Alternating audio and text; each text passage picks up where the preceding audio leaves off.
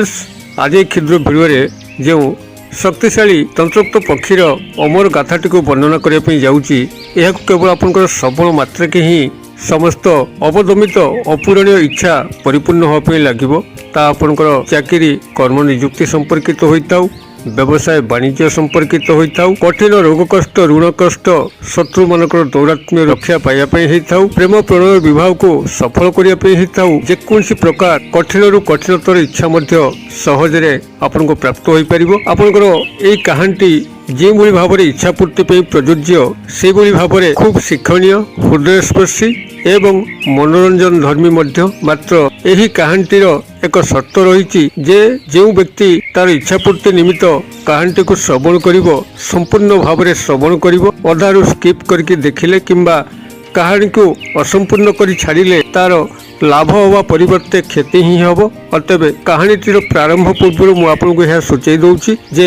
आपण माने कहानी को संपूर्ण भाव में देखिए एवं एथुरु ज्ञान लाभ करने सह आपणकर मनर प्रच्छद पटरे आपणकर इच्छाटी को रखिले ताहा आपणकर तत्काल परिपूर्ण हम जदि आपण हाथ में से भली 5-10 मिनिटर समय अच्छी यही तंत्रोक्त पक्षीर कहानी को संपूर्ण भाव में श्रवण करने तो मो संगे आगो को कहानी रे बढ़ंतु तेबे एई तंत्रोक्त पक्षीर अमर कहानी को वर्णना करने पूर्व क्षुद्र निवेदन जदि आपनकर एई भली कहानी एवं तंत्र मंत्र भिडियो रुचि रहता है तेबे चैनल करे थिबा लाल कलर सब्सक्राइब बटन क्लिक करी बेल आइकन क्लिक करी एवं ऑल नोटिफिकेशन पे क्लिक करी चैनल को सब्सक्राइब कर नियंतु जेभली कि आमे जेतले मध्ये एई भली भिडियो चैनल रे पोस्ट करिवो तार नोटिफिकेशन आपन पाखरे पहुंचीबो एवं से सब को आपन मान देखि करी किछि ज्ञान आहरण करी करी अशेष उपकार पाई परिबे तबे फ्रेंड्स एबे सुन नजर पकेबा एही तंत्रोक्त पक्षीर जो अमर कहानी ताहा किभली जाहाकु कि श्रवण मात्रके आमर सकल आशा इच्छा स्वप्न परिपूर्ण होता है कहानीर कथन अनुଯାयी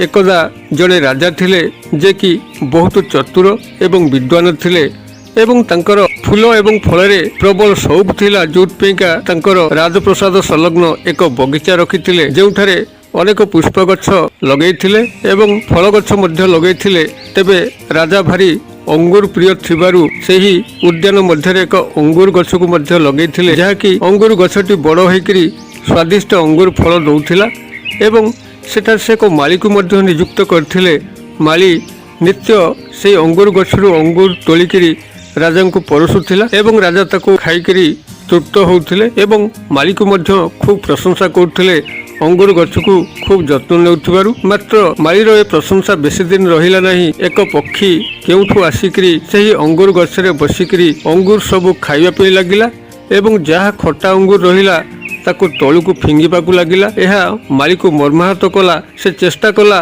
से पक्षीटी को काबू करिया पई जहा कि तांकर अंगूर बगीचार पसिकरी अंगूर गछरु मीठा अंगूर गुड़िक खाई जाउची एवं खट्टा अंगूर गुड़िक तलू को फिंगी दउची एवं राजांग पाखकु नेला बेल को माली पाखरे आ किछि नाही से खट्टा अंगूर गुड़िक नेकी जाउची एई भली भाबरे 2-3 दिन जानते राजा माली को डाकी पचारे आउ तमे मीठा अंगूर मो पे आणुना केवल खट्टा अंगूर गुड़िक आणुच कुआडे जाउची से मीठा अंगूर गुड़िक तुरंत प्रकाश कर तो माली कहला छामु दोष मोर क्षमा करिवे ए अपराध मु जानी सुनी करू नाही केउठु एक पक्षी आसिकरी सेही अंगूर गछरे बसिकरी मीठा अंगूर गुड़िक खाई जाउची एवं खट्टा अंगूर गुड़िक फिंगी दउची जा फल कि मु मीठा अंगूर को न पाइकरी आपण पे खट्टा अंगूर आणुची तो राजा कहले तमे से पक्षी की धरू ना काईकी से पक्षी जदि आसी आमर एते क्षयक्षति करूची ताकू धरू ना काईकी माली कहला मु धरिया को बहुत चेष्टा करिची जेतेबेले मु ताकू छपी छपी प्रहार करे पे जाउची पक्षीटी एडे चालाक से उड़िकरी पळे जाउची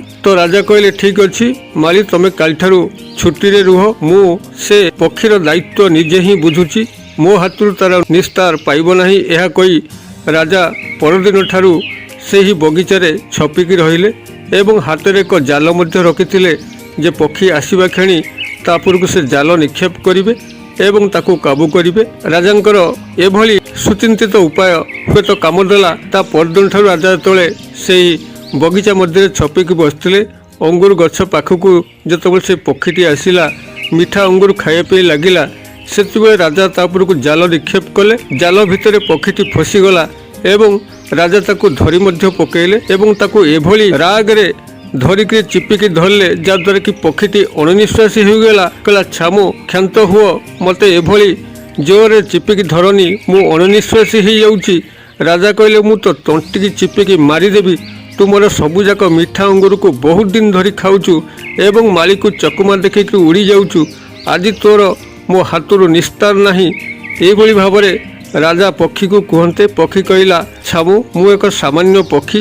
ଆପଣ ସାମାନ୍ୟ ପକ୍ଷୀଟିକୁ ବଦ୍ଧ କଲେ ଆପଣ କି ଯଶ ପାଇବେ? ମୋର ଧର୍ମ ବିଭିନ୍ନ ଆଡ଼େ ବୁଲି ବୁଲି ଖାଦ୍ୟ ସଂଗ୍ରହ କରିବା। ଯଦି ମୁଁ ଆପଣଙ୍କର ବଗିଚାକୁ ପଶି ଆସିକରି ଅଙ୍ଗୁରକୁ ଖାଇଛି, ଏହା ତ ମୋର ପକ୍ଷୀର ଧର୍ମ। ମୁଁ ତ ଧର୍ମ ପାଳନ କରିଛି। ମୁଁ ମୋର ପେଟକୁ ଆହାର ଯୋଗାଇଛି। ଏଥିରେ ଆପଣ ଉତ୍କ୍ଷିପ୍ତ ହୋଇକରି ମୋ ତଣ୍ଟିକି ଚିପିଦେଲେ ଆପଣ ଲାଭ କ'ଣ ପାଇବେ? ବରଂ ମୋତେ ଆପଣ ଛାଡ଼ି ଦିଅନ୍ତୁ। ମୁଁ ଆପଣଙ୍କୁ 4 ଗୋଟି ଏଭଳି ଅମୂଲ୍ୟ କଥା କହିବି ଯାହାକି ଆପଣଙ୍କର ଜୀବନ ପରିବର୍ତ୍ତନ କରିବ। ଆପଣଙ୍କର ସକଳ ଆଶା ଇଚ୍ଛାର ପୂର୍ତ୍ତି ଘଟିବ। ଆପଣଙ୍କୁ ପ୍ରଜାମାନେ ପୂଜା କରିବେ। ଆପଣ ବଞ୍ଚିଥିଲା ଭିତରେ ଯେଭଳି ଭାବରେ ଯଶସ୍ୱୀ ହେବେ, ଆପଣଙ୍କର ମୃତ୍ୟୁ ପରେ ମଧ୍ୟ ଲୋକମାନେ ଆପଣଙ୍କୁ ଝୁରିବା ପାଇଁ ଲାଗିବେ। ତ ରାଜା ଆଶ୍ଚର୍ଯ୍ୟ ହେଲେ, କହିଲେ, ଏଭଳି କେଉଁ କଥା ଏଇ ପକ୍ଷୀ କହୁଛି ଯାହାର କି ଶ୍ରବଣ ମାତ୍ରକେ ମୁଁ ଯଶସ୍ୱୀ ହେବି, ପ୍ରଜାମାନେ ମୋତେ ଆଦର କରିବେ ଏବଂ ମୁଁ କାଳଜୟୀ ମଧ୍ୟ ହୋଇପାରିବି। ତ ଠିକ୍ ଅଛି। ରାଜା ତ ଚତୁର ଥିଲେ। କହିଲେ, ମୁଁ ପ୍ରଥମେ ଏଠାରୁ କଥା ଗୁଡ଼ିକ ଆଦାୟ କରି ନେଉଛି ଏବଂ ତା ପରବର୍ତ୍ତୀ ଯଦି ମଧ୍ୟ ପକ୍ଷୀଟି ମୋ ହାତରୁ ଖସିଗଲା, ନିଶ୍ଚିତ ଭାବରେ ତ ସେ କାଲି ପୁନରାୟ ଆସିବ ଏଇ ଅଙ୍ଗୁର ଫଳ ଖାଇବା ପାଇଁ। ମୁଁ ପୁନରାୟ ତାକୁ ଧରିକରି ଉଚିତ ଶାସ୍ତି ଦେବି। ତ ଏଭଳି ରାଜା ପାଞ୍ଚନ୍ତେ ପକ୍ଷୀକୁ କହିଲେ, ଠିକ୍ ଅଛି, ମୁଁ ତୋତେ ଛାଡ଼ିଦେବି। ମାତ୍ର ତା ପୂର୍ବରୁ ଯେଉଁ 4 ଗୋଟି ଅମୂଲ୍ୟ କଥା କହୁଥିଲୁ କହିବୁ, ଯାହାକି ମୋର ଜୀବନକୁ ପରିବର୍ତ୍ତନ କରିବ। ମୁଁ ଯଶସ୍ୱୀ ହେବି। ମୋର ସକଳ ଆଶା ଇଚ୍ଛାର ପୂର୍ତ୍ତି ଘଟିବ। କହ ତେବେ ସେଇ 4 ଗୋଟି କଥା କ'ଣ? ତ ପକ୍ଷୀଟି ମଧ୍ୟ ଆହୁରି ଚତୁର ଥିଲା, ଯେଉଁଥିପାଇଁକା ସିଏ ଏଇ 4 ଗୋଟି କଥାର ସର୍ତ୍ତ ରଖିକରି ରାଜାଙ୍କ ପାଖରୁ ଖସିଯିବା ପାଇଁ ବସିଥିଲା। ତ ରାଜାଙ୍କର ଆଦେଶ ପାଆନ୍ତେ ପ୍ରଥମ କଥାଟିକୁ ହିଁ ପକ୍ଷୀ କହିଲା ଯେ, ରାଜନ, ପ୍ରଥମ ଅମୂଲ୍ୟ କଥାଟିକୁ ଶୁଣ। ତାହା ହେଉଛି, ଧରିଥିବା ଶତ୍ରୁକୁ କଦାପି ଛାଡ଼ିବ ନାହିଁ। ଯଦି ତମେ ଧରିଥିବା ଶତ୍ରୁକୁ ଛାଡ଼ି ଦେଉଛ, ତେବେ ସେ ତମ ହାତରୁ ଖସିଗଲା ପରେ ପାଲଟା ଆକ୍ରମଣ କରିପାରେ। ଅତଏବ ଧରିଥିବା ଶତ୍ରୁକୁ କଦାପି ଛାଡ଼ିବ ନାହିଁ, ତାକୁ ତୁରନ୍ତ ବନ୍ଦୀ କରିବ, ଯାହାଦ୍ୱାରା କି ତମର ଶାସନ କ୍ଷମତା ବଢ଼ିବ ଏବଂ ଶତ୍ରୁମାନେ ତମ ଉପରକୁ ଆକ୍ରମଣ କରିବା ପାଇଁ ସୁଯୋଗ ପାଇବେ ନାହିଁ। ତ ରାଜା କହିଲେ, ହଁ, ଠିକ୍ କଥା କହୁଛି। ବହୁତ ଗୁରୁତ୍ୱପୂର୍ଣ୍ଣ କଥା ଏଇଟା ଯେ ଧରିଥିବା ଶତ୍ରୁକୁ ଛାଡ଼ିବା ହିଁ ଭୁଲ। ତ ଠିକ୍ ଅଛି, ମୋତେ ଦ୍ୱିତୀୟ କଥାଟି କହ। ପକ୍ଷୀ କହିଲା, ମୋତେ ଆଉ ଟିକେ ହାଲକା କର, ମୁଁ ଅଣନିଶ୍ୱାସୀ ହେଇଯାଉଛି। ଯାହାଦ୍ୱାରା କି ଆଉ ଟିକେ ହାଲକା ହେଲା ପରେ ମୁଁ ଦ୍ୱିତୀୟ କଥାଟି କହିବି। ତ ରାଜା ତାଙ୍କର 2 ହାତକୁ ସାମାନ୍ୟ ହାଲକା କରିଦେଲା ପରେ ପକ୍ଷୀ ସାମାନ୍ୟ ଆଶ୍ୱସ୍ତ ହେଲା। କହିଲା, ଠିକ୍ ଅଛି ରାଜନ, ଏବେ ଦ୍ୱିତୀୟ କଥାଟି ଶୁଣ। ଦ୍ୱିତୀୟ ଅମୂଲ୍ୟ କଥାଟି ହେଉଛି, ଘଟି ଯାଇଥିବା ଘଟଣା, ବିତି ଯାଇଥିବା କଥା ଉପରେ କଦାପି ଶୋଚନା କରିବ ନାହିଁ। ଗତସ୍ୟ ଶୋଚନା ନାସ୍ତି। ଯଦି ପଛର କୌଣସି ଭୁଲ ଭଟକାକୁ ତମେ ବାରମ୍ବାର ଭାବିକରି ଅନୁତାପ କର, ପଶ୍ଚାତାପ କର, ତେବେ ନୂତନ କାର୍ଯ୍ୟକୁ ଯଥାଶୀଘ୍ର ଆରମ୍ଭ କରିପାରିବ ନାହିଁ। ଯଦି ସେଭଳି କୌଣସି ଘଟଣା ଅତୀତରେ ଘଟିଯାଇଛି, ତେବେ ସେହି ଘଟଣାଟିକୁ ମନ ଭିତରେ ବାରମ୍ବାର ଆଣିକରି ପଶ୍ଚାତାପ କରିବା ଅପେକ୍ଷା ବରଂ ସେ ଭୁଲ କିଭଳି ଆଉ ନ ହେବ ସେଥିପ୍ରତି ଯତ୍ନବାନ ରହିଲେ ଆପଣଙ୍କର ଭବିଷ୍ୟତ ଜୀବନ ଲାଭରେ ହିଁ କଟିବ, କ୍ଷତି ଆଦୌ ହେବ ନାହିଁ। ତ ରାଜା କହିଲେ, ଦ୍ୱିତୀୟ କଥାଟି ମଧ୍ୟ ବହୁତ ଅମୂଲ୍ୟ, ବହୁତ ଗୁରୁତ୍ୱପୂର୍ଣ୍ଣ। ରାଜା ଖୁସି ହେଲେ, କହିଲେ, ତ ମୋତେ ତୃତୀୟ ଅମୂଲ୍ୟ କଥାଟି କହ, ଯାହାଦ୍ୱାରା କି ମୁଁ ଆଉ କିଛି ତୋଠାରୁ ଶିକ୍ଷା ଗ୍ରହଣ କରିପାରିବି। ତ ପକ୍ଷୀ କହିଲା, ମୋତେ ଆଉ ଟିକେ ହାଲକା କରନ୍ତୁ, ମୁଁ ଆଉ ଟିକେ ଆପଣଙ୍କର ହାତରୁ ହାଲକା ଅନୁଭବ କଲେ, ଟିକେ ମୋତେ ସୁଖ ଲାଗିଲେ ମୁଁ ତୃତୀୟ କଥାଟିକୁ ହିଁ କହିବି। ତ ରାଜା ଆଉ ଟିକେ ହାତକୁ ହାଲକା କରନ୍ତେ ପକ୍ଷୀ କହିଲା, ତୃତୀୟ ଅମୂଲ୍ୟ କଥାଟିକୁ ଶୁଣନ୍ତୁ, ଯାହାକି ଆପଣଙ୍କ ପାଇଁ ଖୁବ୍ ଗୁରୁତ୍ୱପୂର୍ଣ୍ଣ। କଥାଟି ହେଉଛି, ଶୁଣା କଥାରେ ଆପଣ କଦାପି ବିଶ୍ୱାସ କରିବେ ନାହିଁ। ଯାହା ଆପଣ ନିଜ ଚକ୍ଷୁରେ ଦେଖୁଛନ୍ତି ତାହା ହିଁ ଉପରେ ଆପଣ ଭରସା କରିବା ଉଚିତ, ତାହାକୁ ସତ୍ୟତା ମଣିବା ଉଚିତ। କୌଣସି ଶୁଣା କଥାରେ ଆପଣ ଯଦି ବିଶ୍ୱାସ କରି ବସନ୍ତି, ତେବେ ଆପଣ ଧୋକା ମଧ୍ୟ ଖାଇଯାଇପାରନ୍ତି। ତ ରାଜା କହିଲେ, ଇଏ ଠିକ୍ କହୁଛି, ଶୁଣା କଥାରେ ବିଶ୍ୱାସ କରିବା ହିଁ ଭୁଲ। ଠିକ୍ ଅଛି, ତେବେ ପକ୍ଷୀ ମୋତେ ଏବେ ଚତୁର୍ଥ ଏବଂ ଶେଷ ମୂଲ୍ୟ କଥାଟି କହ, ଯାହାଦ୍ୱାରା କି ମୁଁ ମୋ ଜୀବନରେ ପରିବର୍ତ୍ତନ କରିପାରିବି। ତୋଠାରୁ ଯେଉଁ 3 ଗୋଟି ଉପଦେଶ କଥା ଶୁଣିଲି, ସେ ତ ମୋ ପ୍ରାଣକୁ ସ୍ପର୍ଶ କରୁଛି। ମୋତେ ଚତୁର୍ଥ କଥାଟି କହ। ତ ପକ୍ଷୀ କହିଲା, ମୋତେ ସମ୍ପୂର୍ଣ୍ଣ ଭାବରେ ହାତରୁ ମୁକ୍ତ ଭାବେ ରଖନ୍ତୁ, ଯେଭଳି ମୁଁ ସମ୍ପୂର୍ଣ୍ଣ ଭାବରେ ମୁକ୍ତ ଅନୁଭବ କରିବି। ମୋର ନିଶ୍ୱାସ ପ୍ରଶ୍ୱାସ ଏବେ ମଧ୍ୟ ସଙ୍କୁଚିତ ଅବସ୍ଥାରେ ଚାଲିଛି, ମୋତେ ସମ୍ପୂର୍ଣ୍ଣ ଭାବରେ ଖୋଲା ଅବସ୍ଥାରେ ଛାଡ଼ନ୍ତୁ। ଏଇ ଚତୁର୍ଥ କଥା ମୁଁ ଯାହା ଆପଣଙ୍କୁ କହିବି, ତାହା ଆପଣଙ୍କର ଜୀବନକୁ ହିଁ ପରିବର୍ତ୍ତନ କରିବ। ଆପଣ ଏକ ମହାନ ସନ୍ଦେଶ ପାଇବେ। ତ ରାଜା लोभरे पड़िकी खुशी होकर संपूर्ण भाव में हाथ को उन्मुक्त करते पक्षी कहला मो पेटेरे 2 गोटी अमूल्य हीरा अच्छी जहाँकि सबुठारु मूल्यवान। यह कहते पक्षी तत्क्षणात राजा हाथ उड़ीगला उपरकू। तो राजा हतभम्ब हो गले हठात जे पक्षीटी तो महा चालाक अच्छी ता पेटेरे 2 गोटी एभली अमूल्य हीरा अच्छी। जदि से प्रथम यही कथाटी कही था तो मुझे छाड़ी न था, मात्र शेष को यही कथाटी कहीकि मो हाथ तो उड़ीगला। तो राजा चित्कार कले, रे पापिष्ट पक्षी तू एड़े बड़ कथा को मो पाखे लुचाई आउ तोर निस्तार नहीं, तते मु धरिकी तते मारिकी तो पेटरू से अमूल्य हीरा 2टी को बाहर करी। तो पक्षी कहला, राजन मु सामान्य पक्षी हो पारे, मात्र मु एते बोका नुहे जहाँकि मु आपण हाथ को आउ द्वितीय थर आसबि। कारण जदि आपणकर यही अंगुर वृक्ष को मु आसुची तो आपण मते पुनर्बार धरिकी मोर जीवन को निश्चित भाव में नेबे। मु आपणकर ए राज्य को छाड़िकी एबे ही प्रस्थान करुची। पक्षी मु मोर घर आकाश एवं वन जंगल आपण जेते मध्य सैन्य सामंत लगेले मते खोजिक पाइबे नहीं। मु कुआड़े ही कुआड़े अंतर्ध्यान होइजिबि। तबे अंतर्ध्यान हवा पूर्व मुझे पुनराय आपको स्मरण कर दूची जे मो पेटे जो 2 गोटी अमूल्य हीरा कथा मु आपको कहली ताहा ही आपको शुणा कथा आपन तो आखिरी देखी नांती प्रकृत मो पेटे अच्छी कि नहीं। तथापि आपण यही मोर शुणा कथार एभली विश्वास करिगले जे मु आपको हाथ खसीगला आपन को क्रोध आसूची। अतएव आपण तृतीय उपदेशटी को ही ठीक से पालन करूना जहाँकि आपण जीवन को परिवर्तन करिवो। आपण को प्रथम कथा कही जे धरिथिबा शत्रु को कदापि छाड़िबो नाही। आपणकर शत्रु मु आपणकर क्षति मु करथिली, मात्र आपण लोभवशत होइकरी एई अमूल्य कथा को सुनी बोलिकरी मते आपणक हाथरू मुक्त कले, जहाँकि प्रथम उपदेश को मध्य आपण पालन कले नाही।